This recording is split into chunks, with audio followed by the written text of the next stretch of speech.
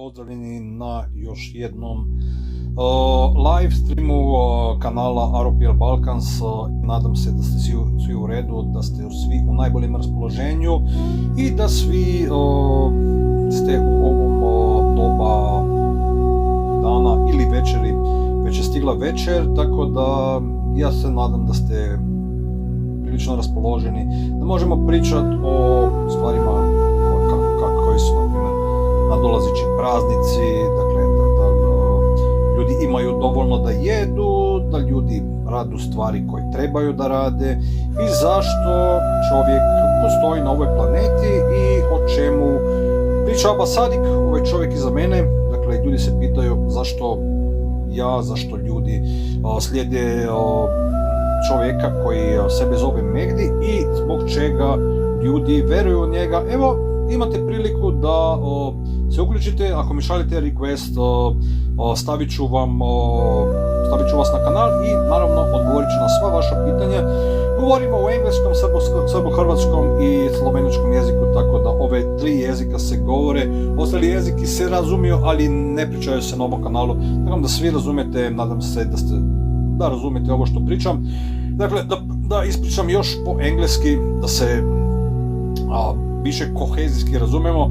Well, here at the AROPL Balkans we speak three languages, basically Serbo-Croatian, like the mixture, i ekavski i ekavski dialects, both of them we understand, and Slovenian language plus the English language. So if you speak these three languages, you're more than welcome to come to the channel and speak with them. Other languages you can speak with, but basically I will understand you, but I don't actively speak with it. I understand it passively, but actively I don't. So I have to apologize for that. I'm very sorry. Like Arabic, I don't speak Arabic.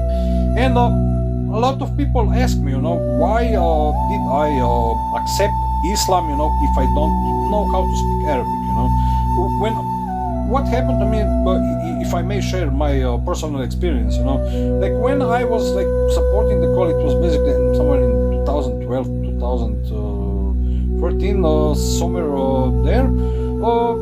Basically my friends asked me, why are you such an adherent, proponent of Islam, I say I'm not, I'm basically speaking what Quran is basically trying to tell people, that it's not something out of hand to understand, there are many prophets and messengers that basically, if you see similarities, when I first read the Quran, I got it, this is basically book like any others, except that it was revealed to Prophet Muhammad. I mean, it's not a book, it's like a book of revelation. It's like one of the books of all the New Testament, because also Bible is a big book. Torah is basically very, very big book, but within it are these small books, all the writings in it are basically books, by different prophets.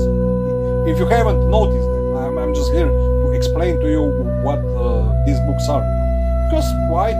Because basically, if you I mentioned it many times, if you're about to speak, even start to speak about religion, that you understand religion, you should be talking in that way, Otherwise, you would be just like some guy from around the way who will scream here and there, I know God, you don't know God, Who are you to know God? My God is my God, and you don't have the right to speak around. And this is a bit of extreme attitude, isn't it? That somebody speaks to you in a manner that is not respectful, that it shows you that you are not welcome, and it shows you that these people who want to talk in that way, they don't have a bit of morals and manners, to even be starting to speak about religion, But to each their own, I say, to each their own, I mean, if somebody feels happy, to say to another guy, hey, your religion, means nothing to me. Only my religion is correct, and we should not understand each other. I'm basically not speaking of that, Here we are inviting you, to basically join the rise, join the riser. This man behind me, he's the proof of God. He is like Hujjah of God. He is basically God in creation. like permissible and unpermissible for us. So yeah, December is a month of Ramadan for all the members of Ahmad Religion Peace and Light. Abba Sadiq revealed that yesterday, that basically in the month of December is the true Ramadan, is the true fasting, and that this year we wouldn't be for fasting from fasting from food, because like it's more important that people eat that they don't eat, like, but just a heads up, he said that no food should be like thrown away in vain. So if you have food, basically you must consume that food. It's not that that I'm enforcing force feeding. I'm not, but I'm just saying that what is on the platter, it's like it's better to eat it than to throw it away. You can eat, of course, dispose of it in an adjustable manner. I'm just saying, in the month of December, when it's like this consumer recreation, come on guys, you all know what I'm talking about. Let's do some consumer recreation. How much will we put inside of us and handle it, we know these things, when I was younger, I tried it. I didn't like it all that much, but who knows, maybe some people even nowadays say, I can be all that, and of course I watch many videos. You wouldn't believe, how many videos have I watched that basically even like the satire of this lavish proponents of lavish things, of lavish parties and this time. Because if I made make a comparison, which I was speaking about just the other day, basically, if you saw the movie, I believe it's one of the Monty Python ones, it's speaking about the meaning of life, and you had this scene about the guy who was like eating and eating and eating, he was just there to eat, and he ordered and more and more and more, and the more he ate, the more he got, the more he got like on the platter, and as he was eating, the more he was like putting it into his body. The right next moment he threw it out, into the canister. I mean, into the bucket. He had like the bucket right beside him, and he was like vomiting in that bucket as he was eating. He was of course getting bigger and bigger and bigger. And I was watching it. What will happen to this guy? Basically, I was like 8-9 years old. I was watching this scene, and I was wondering, what will happen to this guy? Look at this guy, he was like eating into his belly, how much he can handle, a lot more. Come on, bring a little bit more, And at the end, he said, now I'm full, And the waiter, he comes to him, he said, just this little menthol candy, can you handle it? I can't. Come on, just a little bit of candy, just a little bit. And the guy swallowed the candy. The next moment, the guy exploded. His stomach, his entrails splattered all across the floor. Like across the wall, across the floor, like everything. His entrails, the stomach, the bowels, everything on the wall. Everything.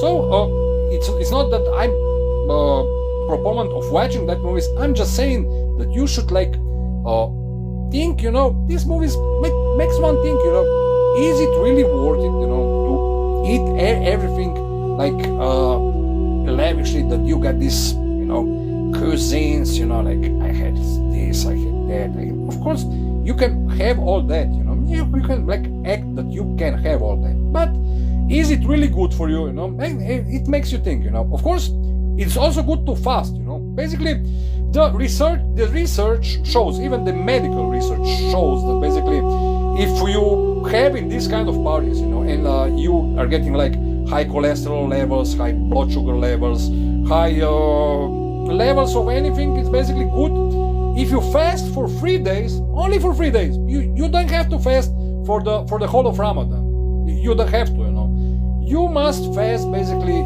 just for 3 3 days, you will like clean everything within your body. You will clean like all your blood system, you know, everything you have, like any poisons you have, you know. You basically, with the not eating, you will basically clean the system out of like poisonous things, you know. And we all know that this is true, you know. Even I remember it. You got to excuse me, because maybe some of them, basically Muslims who are more like basically tolerant towards like not eating all that much than I am, because if they're lightweight, I understand it, you know, like they can like be without food for a very, very long time. Me, I can also be, but basically we all know that even Surah Al-Wilaya say, you know, if let's see, you know, it's one of the hadiths, I think it says that even like if all the desert, you know, like of sand were like turned into food, it wouldn't like fill up the belly of the son of Adam, you know. It's like I'm telling you, you know, like son of Adam, like the human beings, you know, most of them are starving, you know, man. It's like I see people, you know, like they are like, I don't know if they're hungry or they're acting hungry, you know. I see with them eyes, you know, just popping out. Wow, did you eat today? You know, what did you eat? Did you eat today? And it's like maybe some of them even now, you know, are like walking like with their full stomach, you know, and feeling better for themselves, and asking like homeless people like on the street, you know, like, did you eat? And the guy don't reply them, you know, and like, did you eat? And people just like to sit in like in front of somebody who didn't eat, and they're like just telling them that they ate, you know, and explain to them, you know, that they are that privileged, you know, even if they're homeless, or if they are maybe acting homeless, you know, like rich guys, you know, basically they have this attitude, you know, let's bug somebody out, you know, let's be buggers, you know, let's bug, like boogie, like boogie down, you know, like let's boogie down the guys, you know, ask them if they ate, you know, when they knew they didn't, you know. I mean, come on, you know, like this type of attitude, you know, like basically these guys, you know, they get jumped up in the world pretty quickly, you know, like, maybe sooner but later also, you know, like they and at the end they got what they deserve, you know. I'm telling you, like, because of the experience, you know, because karma is like this wheel, you know, like it's like a carousel, you know, like this carousel which turns and turns and turns, like round and round it goes, you know. And guess what goes around comes around, and this is basically the thing. What you do, you know, like, don't do to others what you don't wish to yourself, you know. And also, like, the golden rule of religion says that basically if you are a proponent of something, guess what, you must do it yourself, you know. And why we are saying that these guys, these proponents of religion, you know, are not worthy of single dime, it's because they don't do what they say that others should be doing, you know. And this is like hypocrisy, like embellied, you know. It's like embellied hypocrisy of these guys with the hats, you know, or with the turbans, you know, or with the like mitra hats, you know, in the Vatican, you know, or the guys with the hoodies, you know. They all, you know, are proponing. I mean, the guys with the hoodies are the most honest ones, you know, because they are basically these guys who got it, you know, who understand everything, you know, who these guys are saying to them, and they are like getting to these other guys who don't understand this, you know. Like, if you are, you know, like saying you are preaching it, right, that everybody should do like the books say, you know. Guess what? You are the first that has to do it, you know. So but me, like, I don't blame, you know, like Christian monks, you know. I know, like, I had an opportunity to basically have it was basically on what was it, like vinegar of Peter Ashic, you know, of Peter Ashic. It was like this Assisi monk, you know, like from the basically Italian fraternities. The guy was a monk, like he had a vineyard and he was basically making like basically grape wine, you know, same. And like I saw, you know, how the guy lived, and I don't have anything against him, you know. I don't, you know, because like why would I be like disrespectful for the to the Christian monks, you know, who are like teaching people asceticism, you know, who are teaching people like how to be humble, and who are like getting it that, of course, church is an organization who did a lot of bad things, who did like very bad things throughout the centuries, you know. And of course, all of them did, you know, like none of them are like have their hands clean, you know. But you know, Christian monks, you know, they make sense of this religion, you know? And even the older people say, you know, that come on, you know, we all know, you know, that the church, you know, it's all that they say it publicly, but they all know, you know, for example, that older people they know that the church is and this. But hey, you know, like if somebody chose that way he wanted to, or he was maybe not forced, maybe encouraged to enter in this kind of manner, or they just figured it out, you know, that they would live more peacefully, they would be more in peace, or like at peace with their own selves, if they chose that path. And I find this something beautiful, alhamdulillah, even from the Christian monk, or even from the like somebody like some hermits, you know, who choose to go to the mountain, you know, because why? Because like it says, you know, that in the time of Dajjal, even Muslims will be running to the mountains from the Dajjal. Why should we be then like disrespectful to the hermits, you know, who are living in the mountains, or to the Eskimos who are living like in the igloos, in the houses outside? Because guess what, you know, maybe someday in the future somebody will remember, you know, this guy or these guys were disrespectful to me, you know, like this religion of Islam, you know. Now you are in the Arctic cold, you know, it's like minus 50 degrees. I have an igloo outside, you know, and guess what, you know, like these guys, you know, don't deserve my respect, you know, like they're like the first thing, you know, they are acting like they understand something which they don't. They basically are speaking in the language I don't understand, and they are saying something which I read, and they're telling me that I understand what they are saying, you know. I mean, come on, guys. Can you be more stupid than that? You know? Can you be any more, you know, like mind-boggled in your mind that like anybody will take such an insult to you, and that will not like bomb the shit out of you, that will basically take apart, like not physically, of course, you know. Don't understand me wrong, you know. I'm not threatening anybody at the first place, you know. I'm just saying, like, you will get dismantled verbally, you know, in every known way you know it, you know, and in any known way that you don't know it, you know.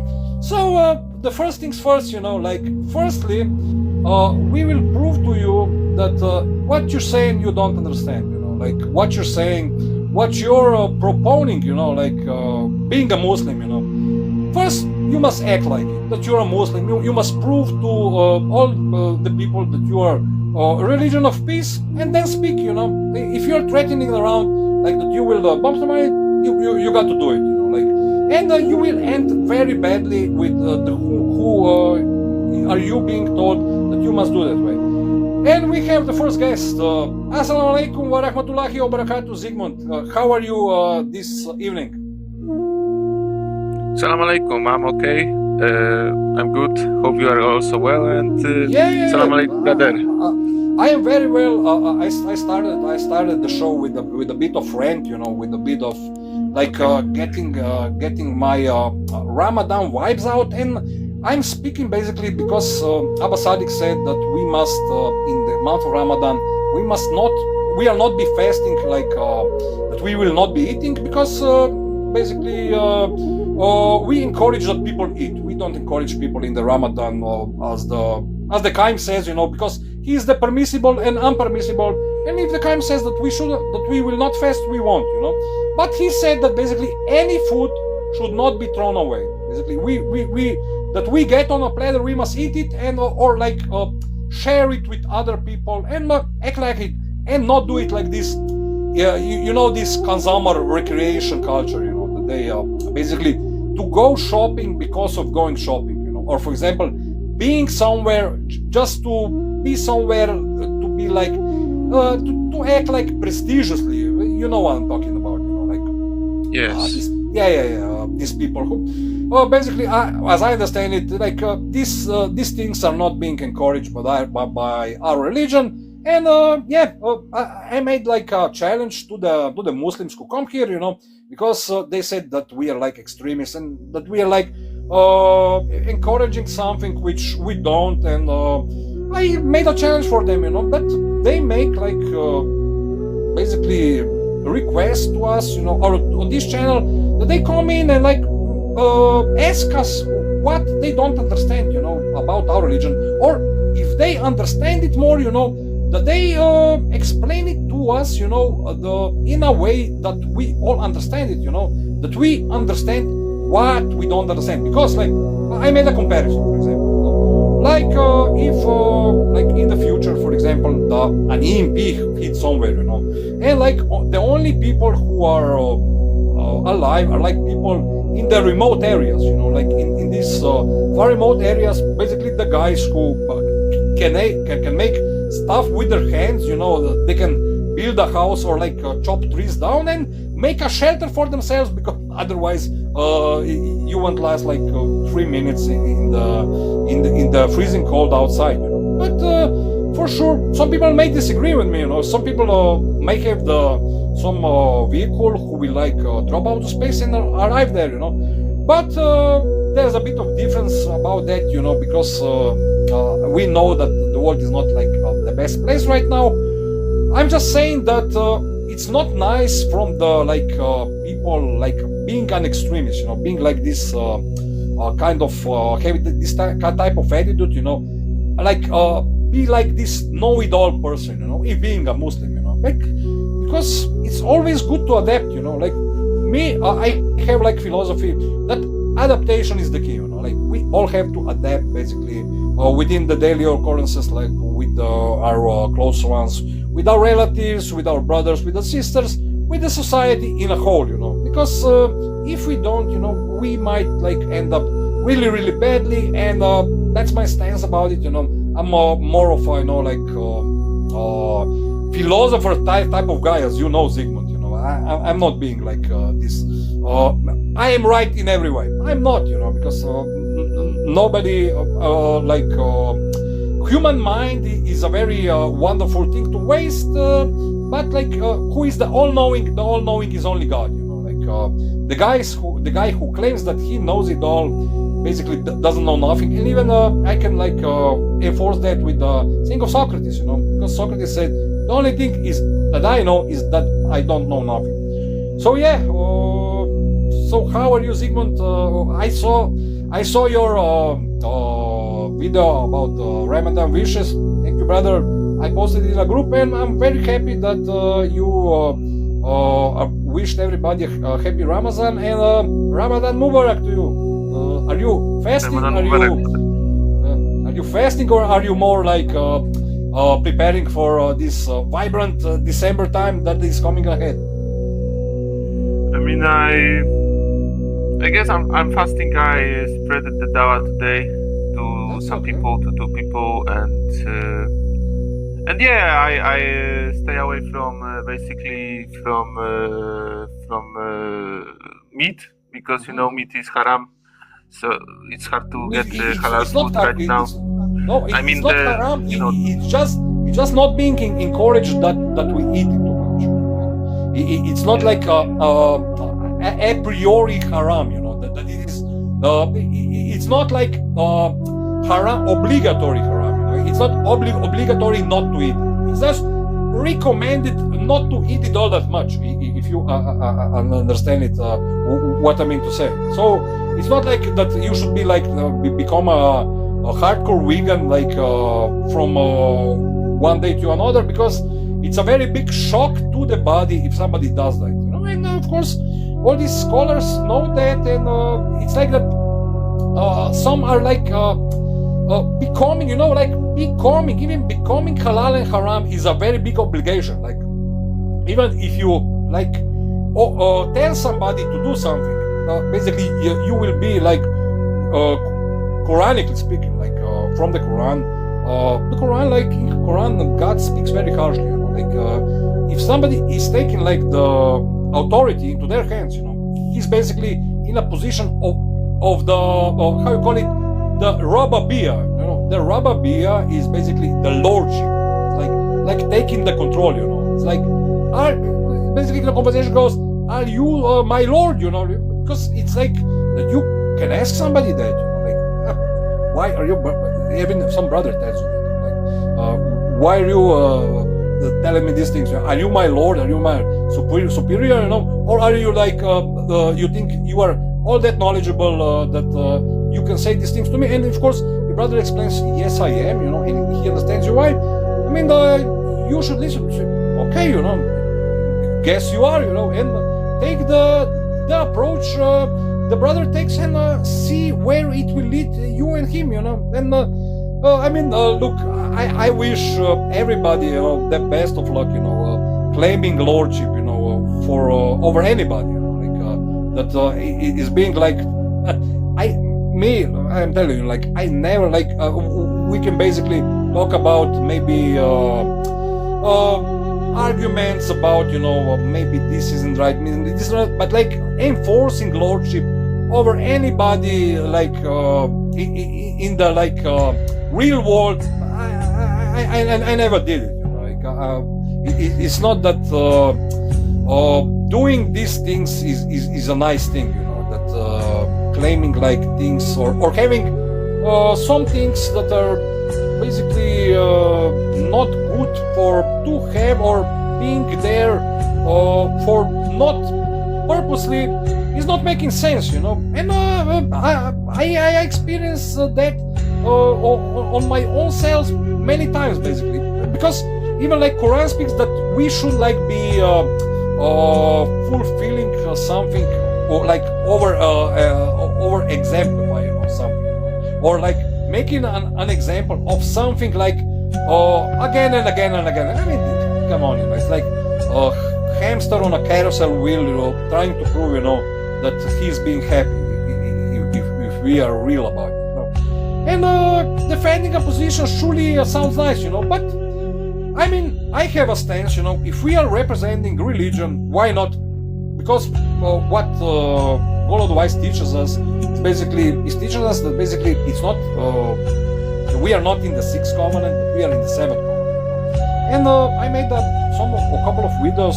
I saw that you watched it and that you liked it. So did you get, you know, like, because if you understand, you know, that basically philosopher thoughts, like thoughts of the philosophers, even the Gnostics use them.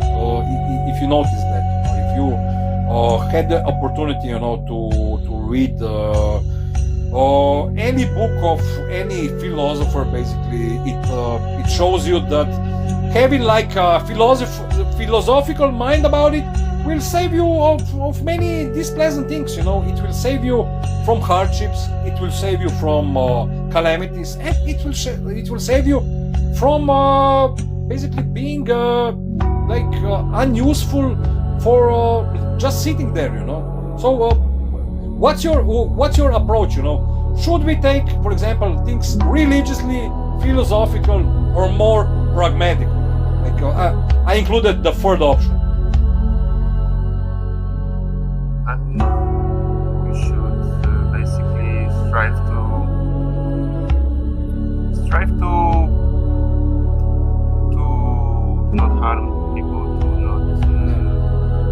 to not cause any disruptions, and to point people the solution, you know, even if someone is basically, for me, for example, even if someone is not necessarily like abiding by the things that he is teaching, or something, or he is like Salam alaikum Ali Akbar. not perfect in what he is preaching, but he points the way to someone. Like I think the other person can understand that he can be better from this guy. He can be better from this guy. The one who is preaching, he's not telling that he will not be better from him. And the best thing what we can do is right now we can basically point people to this religion and show them basically the way, show them the truth, show them that this is the true religion, and For sure. yeah, and not harm people basically. Be a good man, be useful to society. To talk to people, because sometimes talking to people, like you say 2 sentences or 1 sentence, sometimes you don't say nothing, you just help the person with something, and this can basically change his life drastically. Like he can get healed by you just opening something for him, or some sort of sentence that you say to him. So basically the thing is, we should like talk to people, try to talk like from the heart, or try to basically talk to people, and yeah, if someone doesn't want to join this religion, it's his thing, but we can show him basically the truth, because some people can acknowledge that this is the truth, but they can be basically too scared to join it, because they can acknowledge that this is very heavy, and maybe they will join later, maybe they will not join at all, but they will be shown the truth, and that is very good. I heard that if you show someone the truth, then it's a good thing, to show someone the truth, and then he can basically do whatever he wants with it. I think it's better to show the truth than the falsehood, especially when right now the falsehood is collapsing. There will be no falsehood anymore, and it's not really nice. Basically, falsehood is not really nice, especially if you know the truth. Then falsehood is basically Vanished. suffering. It's vanished. Like when the truth appears, falsehood vanishes. Like when you speak, like even like there's a saying of Aristotle, I think, of Aristotle or of Plato. That basically the guy who says the truth to somebody's face, he is the most hated. It's like you're being hated in this world for saying the truth, And even Prophet Muhammad explained it in his own time, He did basically, because if you see like episode about the Dajjal, what I was trying to explain, but I got like attacked in the most vicious way.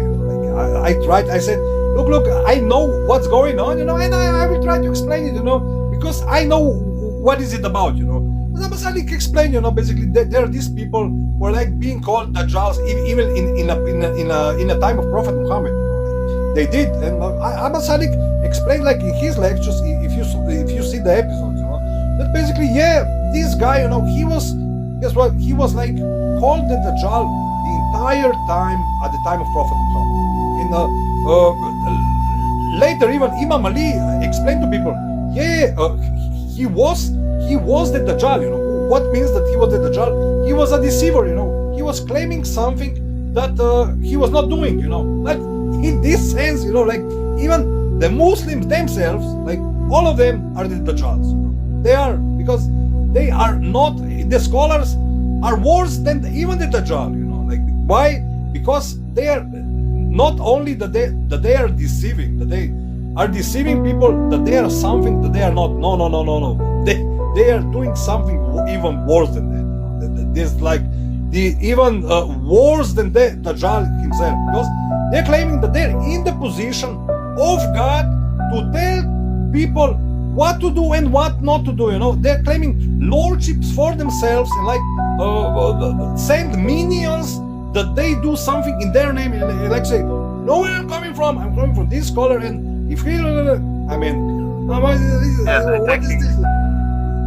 They're taking them as their gods, basically, you know. They're taking them as their lords, and they are like not showing the way to the Holy Spirit, you know.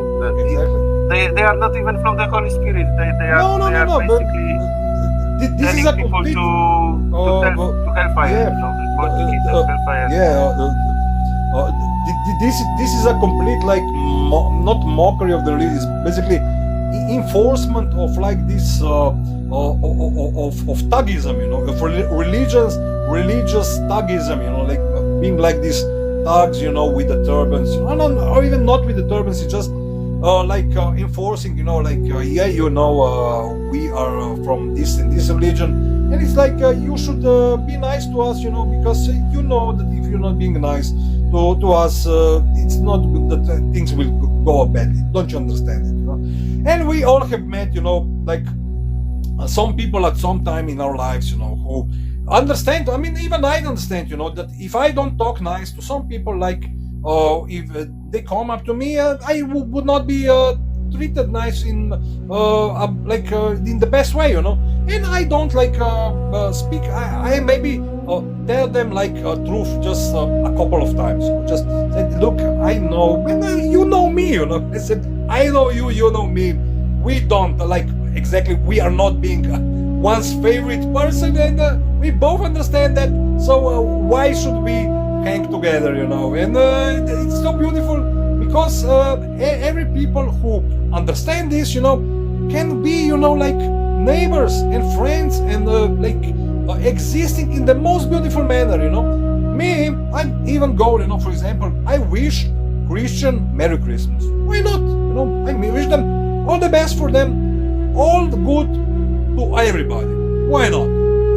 Because if they are convinced, if they are believers that what they are doing is the right thing, and then they will go to heaven, mashallah, you know, I wish them all the luck they can get, all the happiness that they can endure, you know, like being so happy to exist in the end times in such a way and time and space. What do you think? Yeah, like why should we make people not be happy? Yeah, why not? From different religion, like why not have fun, Zygmunt? Why not have fun? Come on, you know, like because even in Quran mentions, like life in the dunya is just like is basically it's just fun and play, you know, just fun and play and games and running about and running around. Like basically, it's a space where you have something. You have something. 1 minute you have it, the next minute you don't. It's basically very quick, and basically the Quran says that basically at the time of basically it's like the world flashes, you know, to us like the whole life is basically an hour of heavenly time. You know, it's like afterlife, you know, as the Quran says, is like so vast, you know, like even like 1 year here is like 1,000 years in heaven. You know? Like time there exists more slowly, you know, and we understand like these heavenly things, you know. For example, if we dedicate our lives to somebody, you know, like if we, for example, dedicate our lives to do for an employer, you know, because we understand that, for example, I understand, you know, like that a lordship, you know, even like the boss is basically a lord of something, or basically you have like in the dunya, you have a landlord who is basically taking care of some property, and he has to manage it, you know. Basically, people who rent that property, they basically are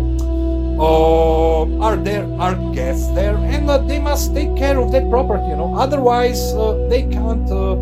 They will not be there for a very long time, you know, because the landlord will say, you know what, you are giving me such and such amount of money, and basically you are not taking care of this property because you break things all the time, you know, and I have to change things, I have to buy new things, I have to do this, I could do that, just because of you, you know. You think that you can like come to my property, and I'm not like being a proponent of these landlords who are taking like who are being the owners of these things that they can't even take care of, you know, because even I will give you an example. For example, if you have even like a garden of some fruits, like, or even a vineyard, guess what, you have to work very, very hard that it stands.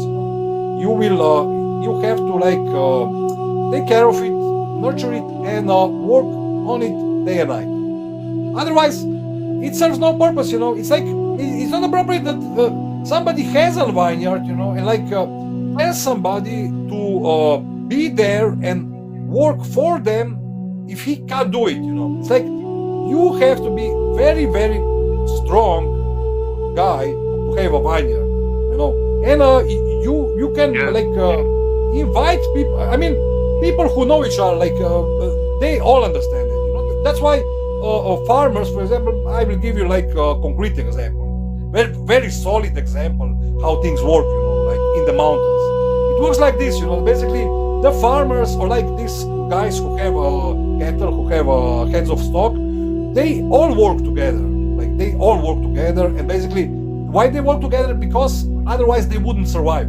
Because the cattle should be taken to the best place that they that the meat is, that this is a quality meat, and that basically things work for everybody, and that everything that the area operates. And the tourists come there and they are satisfied because they operate in such a way. That more people who are working together work together because it works. It wouldn't, like, they wouldn't survive. The area is not vast enough if they all would be individuals. And this is what like every religious community, or like even every community who is not religious should understand that things stand, and that humanity stands as such. It's very to the point, and it's very, as I see, nice comparison.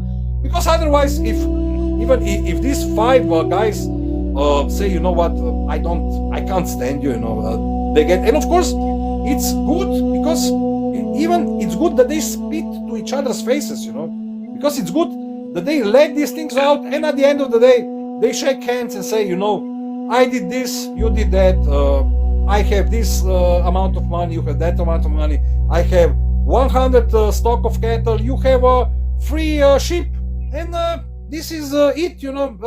Why would somebody hate the other guy, who would like to take care of 100 heads of cattle by himself, and he wants it to himself? Why? I don't understand it. Because to have 100 heads of cattle, Zygmunt, you and I know, and Muhammad here from Serbia, he knows that it's very, very hard to take care of 100 heads of cattle. What do you think, brother Muhammad? Let's see, brother Muhammad has a comment. Otherwise, I think maybe he's listening, or he's like just passively. Zygmunt, do you have a comment about that? Let's see if we have any guests. Yeah, I mean, a person can do whatever he wants. If he wants to have 100 cattle for himself, well, this is his problem, I guess. Like, I don't know what he will do with 100 cattle, but yeah, what can we do? Like, I just gave like a theoretical example. Yeah, people are doing it. No, look, it's like I know this because once back in the days, not so far ago, like I think it was 5 years back, I was basically at the mountains, like in northern Slovenia. I was there and I was like taking care of. I tried it, like I was in the mountain, like sleeping there, like going up and down the mountain, and I'm telling you, it's very you have to be there. You have to be there, and everybody who knows these things, they know what it's like, and I have nothing but respect for these guys. It's very hard job, and not just anybody can do it. It's not that anybody can do anything, like that everybody can do everything. It's sure nice to be optimistic about it, to be like this sincere guy, who comes, like, I will do it, I know how to do it, I will be there. I'm telling you what, the first rain, in the mountains. In the mountains, there is no central heating in the mountains, Zygmunt. The first thing. The second thing is that sometimes there is also no electricity. The second thing. And when the rain comes, it's like, forget tropical rains in Zygmunt. In the mountains, it's like this, it's like a storm, it's like this, it's like when you are out, you are immediately soaked wet, immediately, and you just take out and being there, and when you come back, it's basically good that the guy who is inside have the stove and things already set there, that you warm yourself up and say Allahumma salam Muhammad wa ali Muhammad alayhim al magdin wa salam taslima, and be thankful for what you got, man, because it's out there. It's even like Abba Salik mentioned many times, like in the divine just state, like it's where the state of being in the divine, to be like in the, or even being just, is a beautiful thing, like to be a performance of something beautiful, like what Prophet Muhammad taught, what he tried to present to the Muslim Ummah, I see it as something beautiful, because the community, if they did what Prophet Muhammad was encouraging, surely the community would thrive, would understand what Prophet Muhammad was saying, that there is a God who is not, we can't understand him like totally. We can understand what he's like, and that he is like a most beneficial and most merciful, most gracious and most merciful. And why would we not like envision God like the La ilaha illahua, there is no God but he, that being something beautiful and being just, that why would we blame it on Allah? Why would we be such guys that we would go and hurt somebody because of a God who happens to have the name in Arabic which is named Allah? Yeah, that's not nice. That's not nice. Like God is one, and I mean, I think it's a little bit like misunderstanding of sorts, but because of it, like not stepping back a moment and like trying to understand things anew. This is the way I see it. Yeah, it's shocking also to people, like they think they hear Allah, and they think about terrorists, for example, or something like this, and they are already taken aback.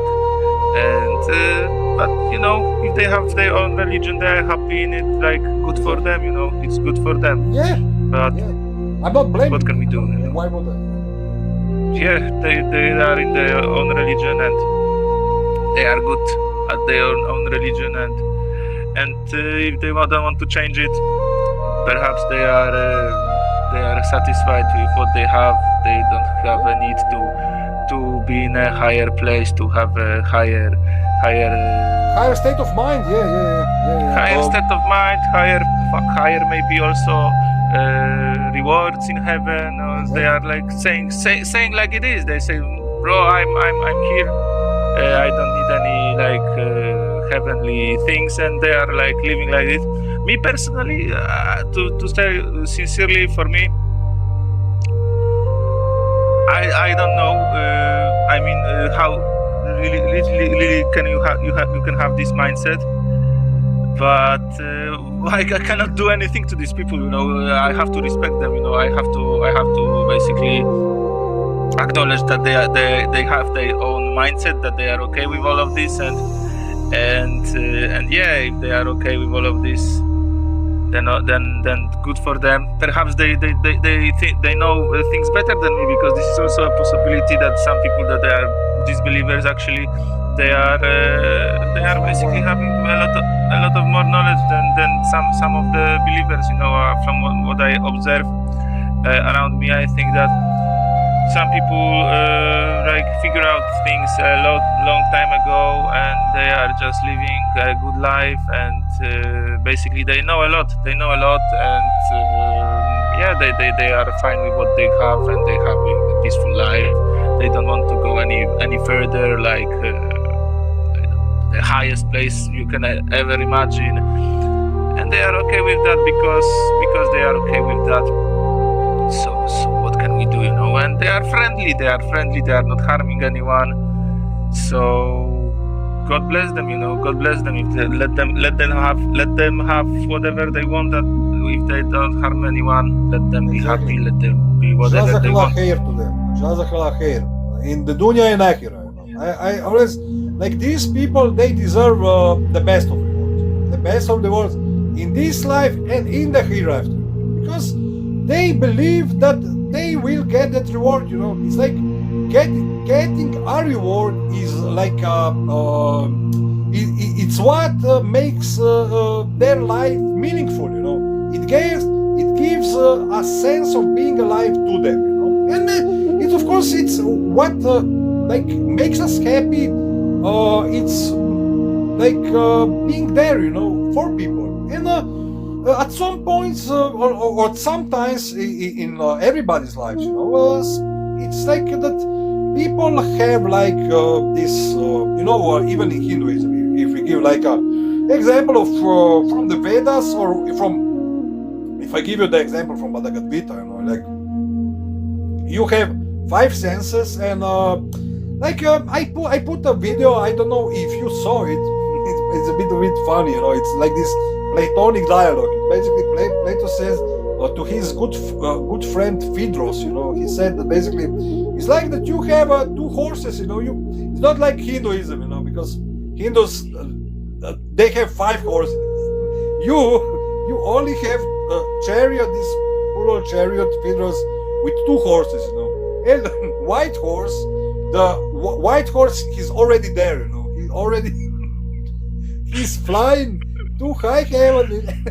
He have wings like Pegasus, for example. You know, Pegasus, yeah. This horse have wings, you know. He's already in high heaven. The other horse, you see, is very black, he's very dirty, and he's in the mud, you know. He's like from, you know, C.S. Lewis, the Stories of Narnia. He's exactly like that horse, Phaedrus, and you're in the mud with him, you know. So you gonna take care of that chariot, Phaedrus, and good luck to you. And that was like a comparison. But Hindus said that you must have 5 senses. If I may like envision like the self that you are there, basically you being there makes you like the 5 horses there are happy, you know, because they're running. You being there is like that you're being the 6th horse, you know. It's like your 6th sense is you being the 6th horse if you want to be, you know. If you don't want to be, you know, like getting your soul through the, but in some positions you literally become the 6th horse. For example, if some of the horses run away and some of the horses get away from the chariot, you gotta be, you're not that you're being the horse, come on, you know. I'm paraphrasing, like making a comparison, you know? But I'm saying that basically sometimes you must do the work of the horses, you know. So it's like however high somebody sees himself or puts himself in the position of authority, he must always understand, like, you know, that if he like being a leader, he must be the first to enforce these things. Assalamu alaikum wa rahmatullahi wa barakatuh. Peace be upon you, dear brother Enes, who is like Enesom-Maitreyo. I hope you're doing well, brother. How are you? Yeah, I am doing very well, and I see our people are trying to have a live in English. That's so beautiful. Yeah. Am I right? Yeah. Today we have this how we call it, like Slavic meeting, you know, because brother Zygmunt is from Poland and I'm from Slovenia. So we are speaking in English because we both speak, let's say, Slavic languages, but we don't have understand each other still. No. If I spoke my Slavic language and he would speak his Slavic language, Slavic in the I agree. If I speak Bosnian and you speak Slovenian, we will not understand each other, even though we were in one country, Yugoslavia. Yes, exactly. Yes, I agree with you. I wouldn't understand you, I think, and you wouldn't understand me, I think. It's like this. That's right. That's right. That's Incomprehensible barrier between our two cultures, which is like poetic. I see it poetic because even our biggest poet, which we have a statue of in the middle of the Franciscan church in our capital city. How beautiful is that? He has like this poem about it's called the baptism at the Savica River. At the tell me about Sava River and this kind of baptisms. It is. Tell me about this Wake Up Balkans. What does it mean? Look, brother, we are representing this man here. We envision him as the leader of our religion, and he is the riser. Basically, the Qaim, as we see it, Qaim is a word for the riser. It's an Arabic word, and it means somebody who rises with the truth.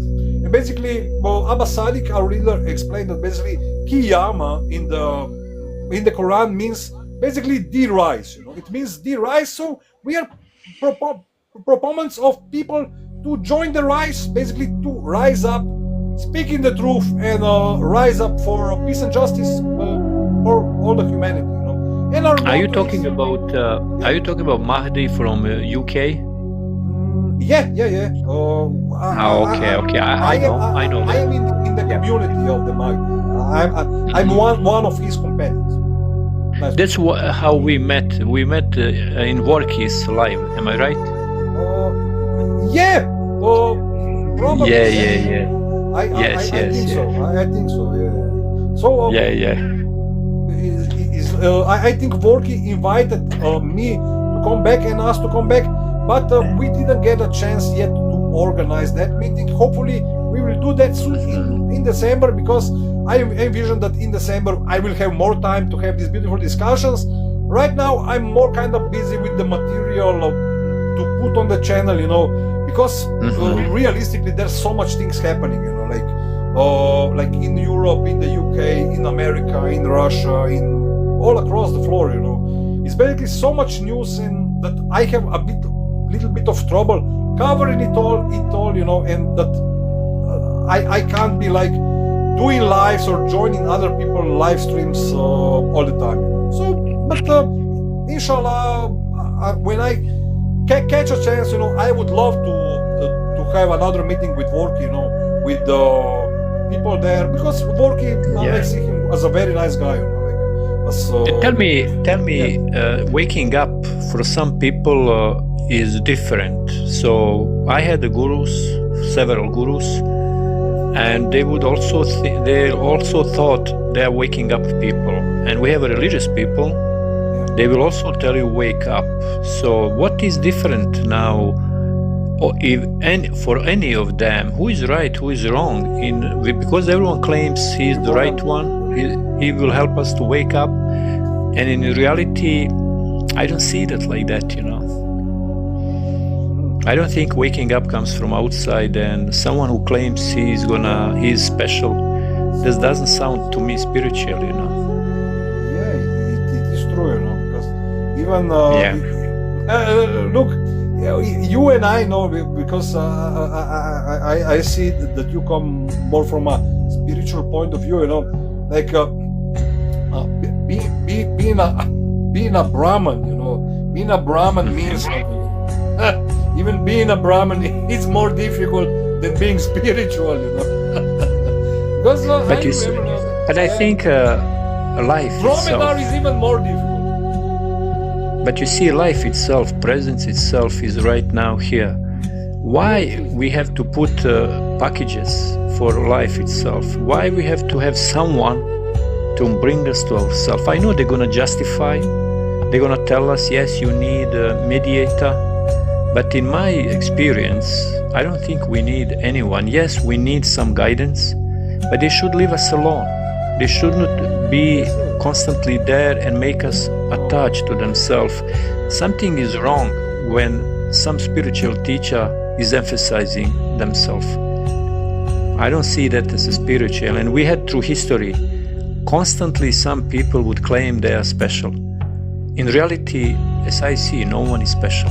God has no prejudice, has no biases. So God treats everyone equally. Everyone has, and so. But no, look, I would just like to tell you something. It's not because I have an urge to, or because go ahead. Or because that I would like to get into the argument. No, I'm just saying this because I know how Abba Sadiq is like, and what he told us. He basically, his name Abdullah means that he is a servant of God, and I can tell you from my own experience that he is like that. He is being servant before being a leader, and because what he say he is doing, he's really doing it. I wouldn't follow somebody who isn't, and I was speaking just about that today. But I couldn't, I'm not a person who would follow somebody who isn't doing what he's saying he's doing, and who isn't being just and doing things that he says he will do, because this guy does it, he is doing exactly what he says he's doing, and what he's doing, he's preaching the truth about religion, and I never had an opportunity to meet somebody. He's not like some guru, he says, no, you should travel, to remote area in the Kilimanjaro mountain and meet God on top of the mountain. This is not like that, Of course, it's a beautiful experience to travel to the mountain, but sooner or later you will lose that pleasant feeling on top of the mountain. The cold breeze will take you, and you would have to put up a tent, and warp yourself up, or have a beautiful Sherpa, who will carry your luggage down from Kilimanjaro, and down you go back to our beautiful lives in the West, And we what about human, What about Zygmunt? Is he also part of your? Yeah, he is. Yeah, I'm a believer. Right now, I live in Poland, and what can I say about our leader? Hey, you don't need. I explored. I was on his YouTube channel. I was in some other English lives. People were. I met him maybe a year ago. There are some other people on TikTok who were talking about him. Some Arabic people, and they're also good in English. My English is not so good, so I already discussed with them. So you don't need guys to tell me, because I did my research. So I know him, and I was on his website. I listened some of his lectures, and I wasn't impressed. I wasn't impressed because whenever someone says me, I, because in reality me doesn't exist. The ego doesn't exist. So, and me as a spiritual person, I'm gonna tell you, I don't exist. So how I can take credit for anything if I don't exist? And now, that's what Buddha said, when you meet me on the road, unalive me, kill me. So this is what true spirituality is. You don't attach yourself to any man-made concepts. But unfortunately, I see he created something.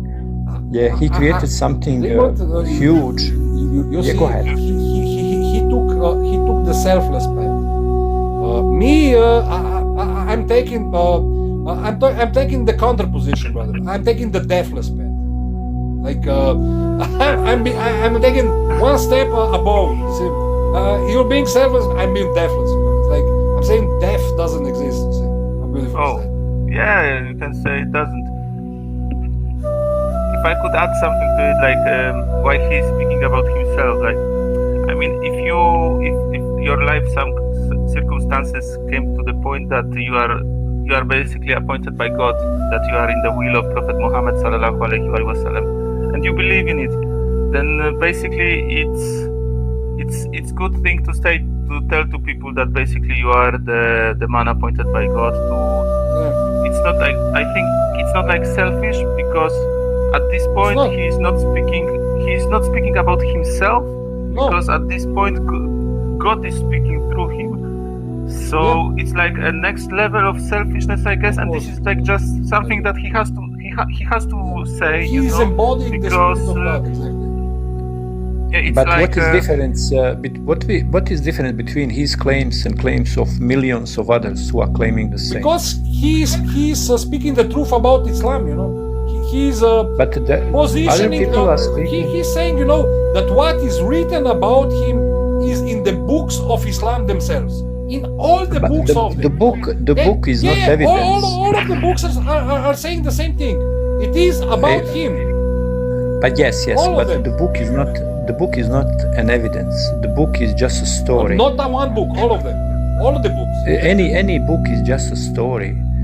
Science doesn't work like that. Spirituality But doesn't work like that. religion is We talking need about some- the same thing. All of them. All of the religions. Yes, that's why Look. they have Well, so. I will put you in another way. What is religion to you? Our religion, for example, I will relate very simply for you. Our religion teaches us that religion is a man. What is your religion, brother? Religion is man-made stuff. That's all. Written It is books true, and people but believe. how that- do you see? Why are you religious then? If you say that it's No, a man-made I'm not. stuff. I'm not Well, religious. But you are saying that like you believe in a spiritual path, and you are like higher than, you're saying that you're higher than religious people because you're following a spiritual path. Is this what you're saying? You see, in the beginning, spirituality was based on knowing. It wasn't based on beliefs, because believing is just a feeling into some idea. You When was believe that? something. Always. Because enlightenment. From when? Because time And- has like time is like there's time for something and there's time for something else, you know. Like speaking about, you know, we can philosophize. Look, bro, I don't disagree with you, but we can philosophize like hours and hours about this beautiful spiritual path and how being spiritual is beautiful, you know. But I'm telling you something, you know. The second, some guys who say, you know, I'm right, you know, I'm right, and my God is better than yours, you know, and they like maybe are stronger than you, and they bring they want you to show the show of force, brother. Well, I mean, what will you say to them? You know, will you say, you know what, I'm spiritual, I'm just sitting about, you know, minding my own business, you know, it's just being spiritual, and will you try to insult them? You know, I'm just wondering, you know, how will you speak to them? You see, the diamond doesn't need to speak about its beauty. Others see the Beautiful beauty of diamond. poems about the diamonds. So an enlightened individual doesn't speak about himself or herself. So other people see. So if he was a Mahdi, he just need to prove to people through his deeds, not to his claims. So if I am Mahdi, if I'm Maitreyo, you see my name is Maitreyo. Yeah. If I claimed to be Maitreyo, I can claim, anyone can claim, we have freedom of speech, and it's fine. But if I'm really honest, I have to see what other people, did I affect globally this planet? If I am Mahdi who is coming, I should affect all humankind, as Buddha did, as Muhammad did, as Jesus did. So if I don't do that, if I just have small circle, and I'm gonna remain, and I know many Maitreyas, many Mahdis, he's not only one, there are others. I was in their group and I was listening what they are saying, I read their books, but they are in little circle, and we have many of those. But let humankind decide who is Maitreya, who is Mahdi. Not you, not me, not followers will always claim, yeah, he is, but let our deeds.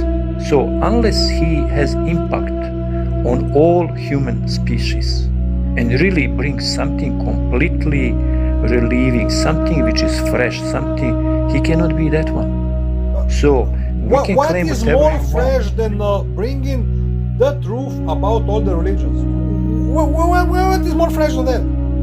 And you know, But you see, Look, in my brother, opinion, look. You saying that you're the Maitreya.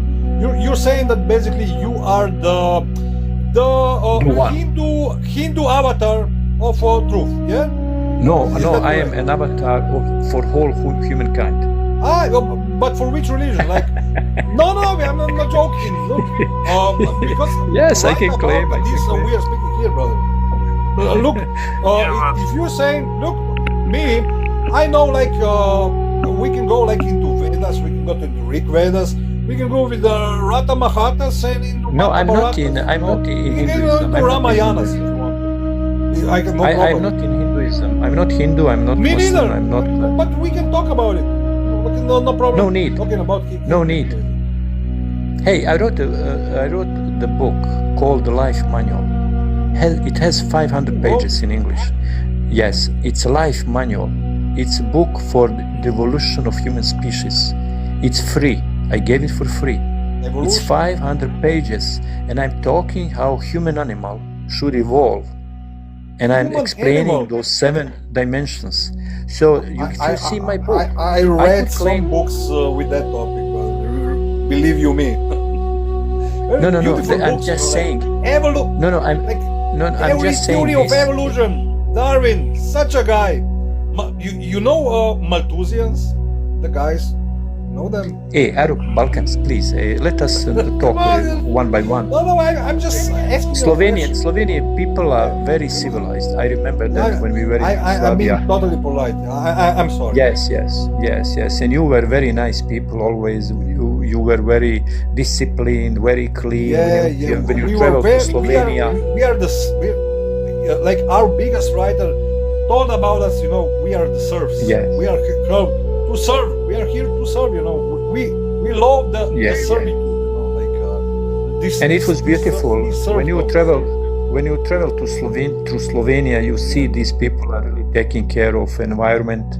They are very conscious, you know, about society. They all know. It was very civilized, very civilized. They know why are we there? Why are they being there? I'm not, because I'm in the community of the Kaim, and I'm being here for a reason, you know. I'm being here to represent the truth, you know, to speak to people the truth, you know, and they are also speaking the truth, you know. Just that I'm speaking the truth about religion, you know. What people who don't understand are starting to understand, you know. I'm not like saying that I'm special because of it, you know. I'm just saying that this person behind, Huja of God Abba Sadiq alayhi salam, he's Huja of God, you know, he's the Kaim, he's the Mahdi. What does this mean? Kaim means riser, who rises with the truth, and Mahdi means, what does Mahdi mean? Mahdi means that he is rightly guided. That he is rightly guided, that he is the man who won't take you astray.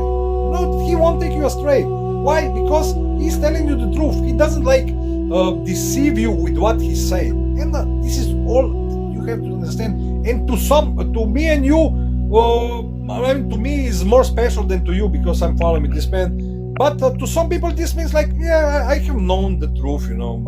It's nothing. I was in a cult for 15 years. I followed my guru, Indian guru, for 15 years, and I didn't even realize I was in a cult. So it took some time for me to wake up and to realize, wow, yes, I got some benefits here. I have friends. It has awakened you, right? No. But I woke up from a cult, and I even didn't know I was in a cult.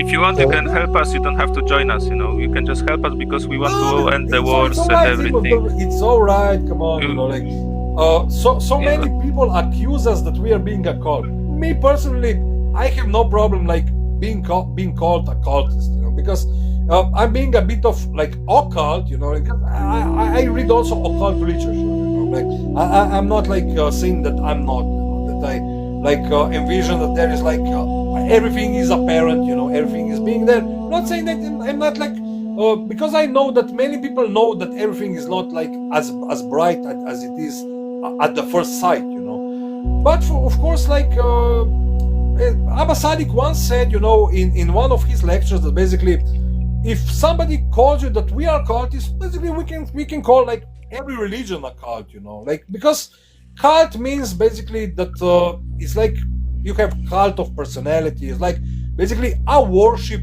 of something, you know. And of course, if somebody is being worshipped, you know, it's automatically a cult, you know. Even like the church, all the churches can be called a cult, you know. it just depends. Arop, degree are they religion is a cult. Every You're right. religion is a cult. Yeah, it depends of what sorts are we speaking of, because like being like called a cult have like negative connotation, like a sense of word is automatically being perceived as negative in a general sense, you know. But for people who understand, it's not that way. For example, you have academics and people who basically talk up on about religions, you know, who understand things, how things work between humans, you know, what humans are like even researchers of the human psyche and how human psyche operates. They understand that it's completely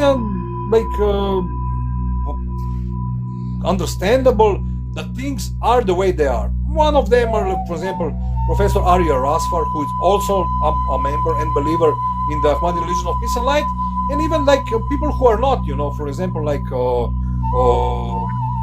maybe if you follow like Peter Winter website, you know, like academics in the UK, in Italy, you have like people who like the establisher of the Italian democracy, you know, who are understanding that what Abba Sadiq saying, they are defending that Abba Sadiq has the right to say, because they agree with many points, not all of them, but with many points that he says, you know, and they're saying it is the truth, you know. This man is not lying. This man is not like selling you some fog in a jar, you know, that you will buy and you will walk up empty-handed. I mean, what is walking up empty-handed? It's basically that somebody sells you something, and after some time you envision it that it is the truth. But you basically, if you say that you were like, if you are dissatisfied that you followed some man, that you were like called a guru and you were in a cult, man. It's like, I'm telling you, like, religion is a man. You basically believed a man, and you had a belief that this man is telling you the truth. Divine. This man is divine. He has some claims.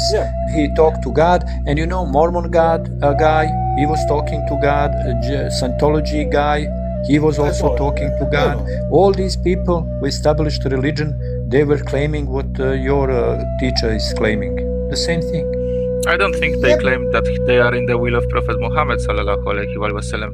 And there are also hadiths that they are in the will. They talk to Jesus. They talk to God. But they didn't claim that they are in the will. You know, you have similarities, but we have right now there is first time in history that someone claimed, not I am just the Mahdi, you know, because there were people who were calling themselves Mahdi, and they were basically, their lives was cut off, just like it is written that whoever claims it falsely, his life will be cut off. But right now, it is the first time in human history that someone said, listen, I am the Abdullah mentioned in the will of Prophet Muhammad that he left on the deathbed. So this is like the difference between the other Mahdis and our Mahdi, that he basically claimed the will. Before there were Mahdis who said, yes, I am the Mahdi, come to me, I am the Mahdi, but they didn't say that I am written in the will. This is the first man who said that I am Abdullah written in the will. So this is the difference, and yeah, we invite people to investigate it and to help us, you know. Okay, he brought that idea about this will, but what about Hindu people? They are waiting someone too. They will never accept him. What about Buddhists? They're also waiting. They will never accept him. So what about Christians? They will never accept him. What about other Muslims? They will never accept him. No, everybody. He is the savior. He is mentioned in the will of Prophet Muhammad. But he can say that, but they will not accept him. That's 100%. Well, they can be Buddhist. Look, if somebody is not accepting something, this is not meaning that something is not being the truth, you know. Because even the Buddha said, three things cannot be hidden for very long. This is the sun, the moon, and the third one is, guess what? The truth. It's like three things. This man behind, he's telling the truth. The truth can be like, you can tell like 1,000 lies. You can tell like 10,000 lies, but the truth will not stop being the truth. Nevertheless, you tell 10,000 lies, and if 10,000 people believe it, you know. But let me ask you, this truth, what he is saying, that's man-made concept. He is not telling truth. No. He's giving ideas. Ideas are not truth. No. He's telling the truth from the books of all religions. Of all But of books are man-made. They are not truth.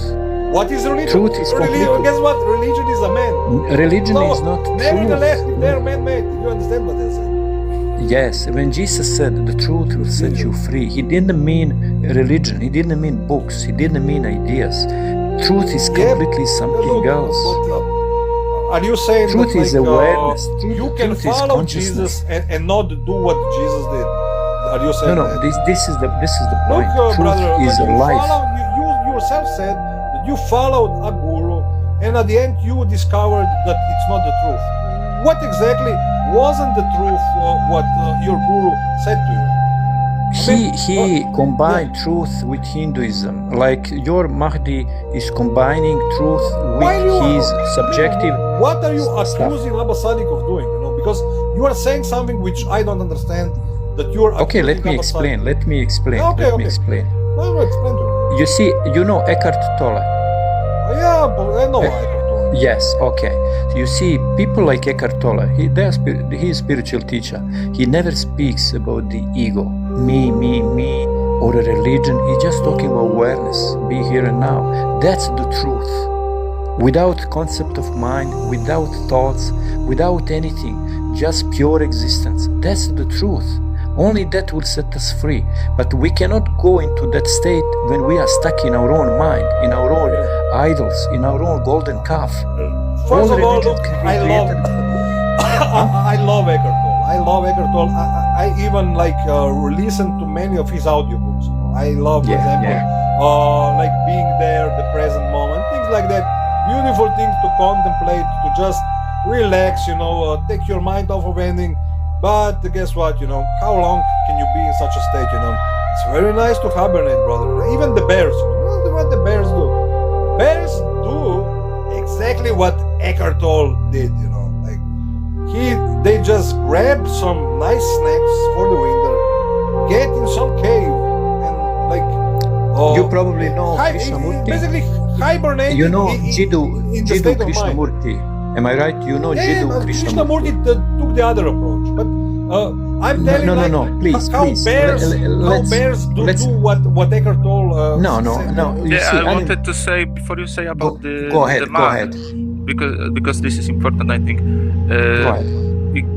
This being in the present moment, I think it's important, and Eckhart Tolle is preaching the present moment, I think, in a good way. But we are going further than that, because you can go in the present moment and what next? We are trying to build a divine just state, so we are basically trying to make a country. We want to have a legal country and invite people to join our movements to stop the wars. We are saying that the whole world should be a divine just state. You know why? Because in the Torah, like all the books of monotheism are claiming exactly that. That if you are like proponent of the only one God, of the one and only God, La ilaha illallah, basically there is no God but Him, there is no deity being worthy of worship but Allah, you should be trying to establish a divine just state on earth. Basically, the humanity should have the right to claim their rights back, to claim firstly the right to believe in God. Why am I saying this? Because even if you're the PhD on the university, and you are starting to speak in some circles about God, they immediately tell you, you shouldn't even try to mention God, in our circles, because if you start to mention that, you will have big problems. The second thing is that, people who believe in God don't end up, okay, these people believe in God, let's take him here, let's take him there, let's test him a bit in what he believes, and at the end, being a good person, believing in God,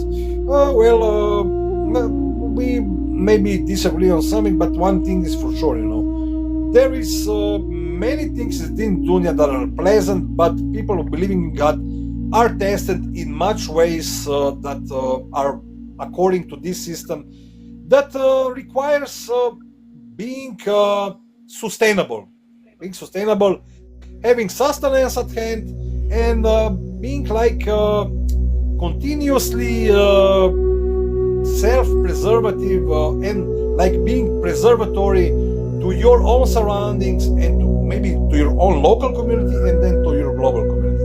I leave it at that. Thank you to everybody who was with me today. I have to go now. Maybe we will hear each other a bit later, or maybe Modets may say something. he will